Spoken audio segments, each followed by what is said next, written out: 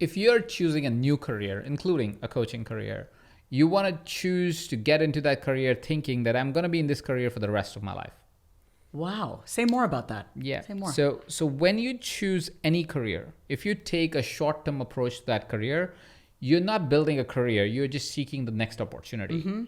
And you would probably want to find another opportunity very soon then. That's not going to be fun, right? You're not going to enjoy it on a long term. It's not going to be something that you'll build that is sustainable. You'll just build something that will make you some money, right? This happened when coaching became popular.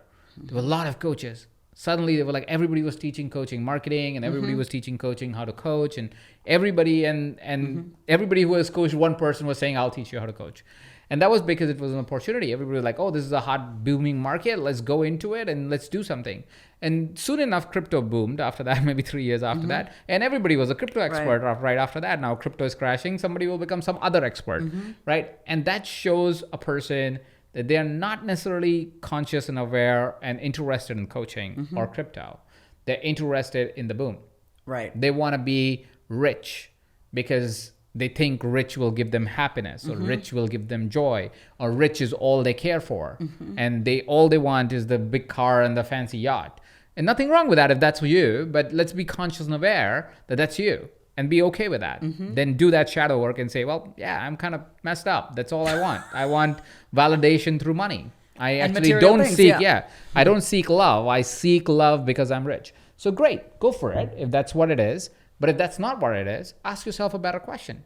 If I'm doing this, if I'm interested in helping somebody live a better life, if I'm interested in living a better life myself, why do I have to rush it? What's the point of saying, I must get there today? I must get there better is a better question, right? Take your time if it takes the time. Coach for free, coach for paid, coach while you're having your job, coach while you don't have your job. Coach. Enjoy the process of the journey of creating something that's valuable in the world outside, and take away the time limitation on it. Take away that idea that I must do this for 1 year and 2 years or 3 years or 5 years, because it doesn't matter. Like I said, in the scale of life or in the scheme of life, there is at no point you're at least 10 years away from death. Whatever time you chose to have this career, at least that's what I think. Again, I don't know my audience's true age and every listener's true age, but what I see on like age demographics, you're somewhere between 30 to 50 is usually a person that listens to this podcast, which means you're 10 years is like minimum that you're away from death. You're probably 30 to 40 years away from your end time. And if science and technology doesn't develop more, you're probably 50 to 60 years away, right? So if you have that much time, how does it matter if it takes you 5 years to build a career, right? That you will have for the next 30 years that you actually enjoy, right? Instead of trying to rush this career, build it, and then build it as quickly and then go, oh, I don't even like what I built because I just built it for money. Build it for joy, right? And if you build it for joy, it will take the time because you'll discover things as you're building it. And that's perfectly fine. I really love how you answered this question, which you were like, start, if you're transitioning into a career, think of it like, this is going to be my career forever. When you said that, I was like, ooh, forever, like that, commitment issues coming up. But, I have to be honest, I actually love that approach. Like, as I'm entering into being a voiceover artist, in my mind, I've been thinking about like, wow, if I do this forever, like I'm applying it to myself, that I'm like, who would I be? Like, it's just when I'm committing to something long term, it's like a full body experience, right? It's not just like a one and done. I'm just going to do this and be done with it. I love that approach of like, if you're going to do this, go into it like you're going to do it forever, because then I feel like you'll make less impulsive decisions when you do that. Yeah, you make less impulsive decisions. You're more conscious of the product that you create. Right. You're concerned about the quality. You're concerned about, what is happening for my client, what is happening to the earth, what is happening to the universe while all of this is happening. You're a lot more aware of things, and you're a lot more at peace with the pace of life. You're a lot more ease to the pace of life and the pace of career build. And that gives you time. And when it gives you time in the sense of it allows you to lean into, it can take as long as it needs to take.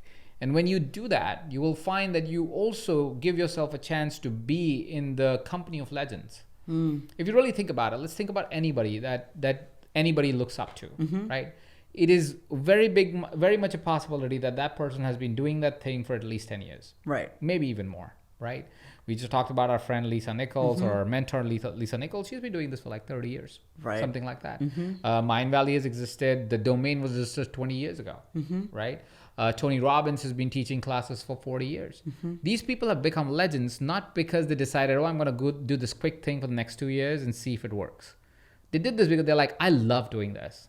I would do this if I wasn't getting paid. I, of course, want to take care of my bills, but I would do this on my free time if I wasn't getting paid. I would do this forever, right? Now, here's the thing. It may be that you don't do it forever. Maybe you fall out of love from that relationship with coaching or that career of coaching, and that's okay too. But the way you approach it is you're going to do it forever. It's like being in a relationship, really. When you approach a partner, you don't say, you know what would be great? This partner I'll marry for 2 years. 2 years is all I get. 5 years. That's the marriage cycle that I want, right? You don't, if that's the cycle, you're not going to look for the best partner. You're going to look for the one that you can survive for 5 years. You're going to look for the best partner, the most partner that grows with you and dances with you. When you say, this is going to be my partner for life. And that's how I'm going to approach this relationship, not the 5-year term, right? If you approach a relationship like that, you're not trying to rush marriage. You're trying to take your time. You're like, okay, I want to understand you a little bit more. Right? You're not trying to rush babies. You're trying to understand the person, saying, hey, I want to know you more, right? And when you are confident and comfortable with that, you say, oh, now, yes, let's have a baby. Let's have a child. Let's do this. Let's do that. Let's get married. Let's actually put a legal document to it. All of that happens because you found the pace and the comfort with that person. If you make a rush decision, well, you don't really have a happy life most of the time.